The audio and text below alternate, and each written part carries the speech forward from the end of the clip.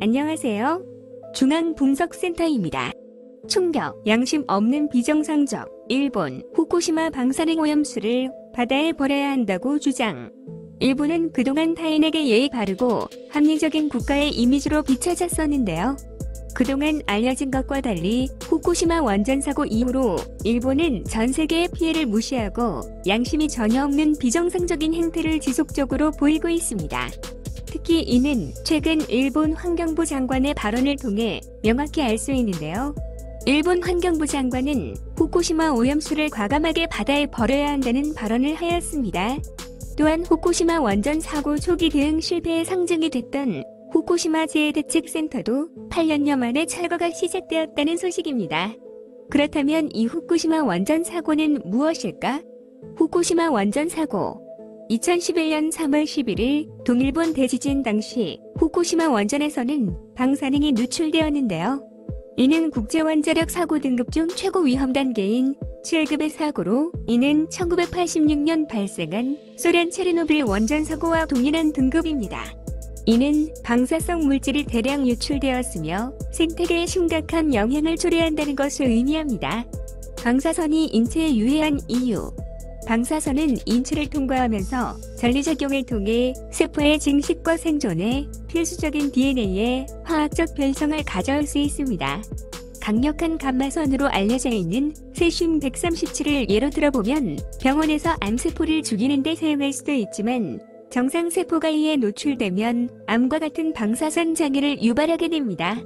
특히 이 세슘 137은 대표적 인공 방사성 핵종으로 이 원소의 농도가 방사능 영향을 가늠하는 기준이 됩니다. 빠른 반감기를 가진 방사성 물질과 달리 이 세슘은 약 30.2년의 반감기를 가진 것으로 알려져 있습니다.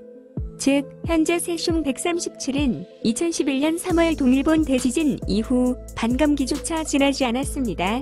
매우 위험한 상황이죠. 방사선 피폭은 500mV 되면 림프구가 감소하고 4000mV 이상이 되면 31일 내에 약 50%의 피폭자가 사망하는 것으로 알려졌습니다. 성인 기준 인공 방사선은 연간 1mV로 알려져 있습니다. 충격적인 후쿠시마 세슘 검출. 당시 소 11마리로부터 1520에서 3200베크렐의 세슘 137을 검출. 후쿠시마 발전소 인근에서 잡은 물고기로부터 74만 베크렐의 방사성 세슘이 검출. 참고로 체르노빌 원전 사고 26년 후 일부 술록과 양으로부터 노르웨이의 법정 최고치를 넘어선 방사능이 검출되었습니다. 세슘 137 기준 베크렐을 10W로 환산할 때 사용하는 공식은 보시는 바와 같습니다. 이에 따르면 74만 베크렐의 세슘 137이 나온 고기를 먹으면 바로 약 217mV/의 피폭을 당하는 것입니다. 후쿠시마 방사능 누출 이후 일본에서 발견된 동식물. 다음은 후쿠시마 방사능 누출 이후 일본에서 발견된 동식물들의 사진입니다. 보시는 바와 같이 후쿠시마 원전 사고 이후 돌연변이 생물들이 나타나고 있습니다. 원래의 색과 다른 동물과 곤충들이 탄생하고 있습니다. 농산물들은 기이한 변형을 보이거나 본래의 크기와 다른 모습을 보입니다. 이것들은 보기만 해도 징그럽기도 하고 도저히 먹을 수 있을 것으로 생각되지 않습니다. 그린피스 보고서. 그린피스는 후쿠시마 원전 사고 7주년을 앞두고 2017년 9월과 10월 두 차례의 조사를 바탕으로 한 과학적이고 종합적인 보고서를 발표했습니다. 그린피스의 조사 결과 후쿠시마현 남해와 이타테 지역의 방사성 오염 수준이 일반인의 연간 피폭 한계치보다 최대 100배가량 높은 것으로 나타났습니다.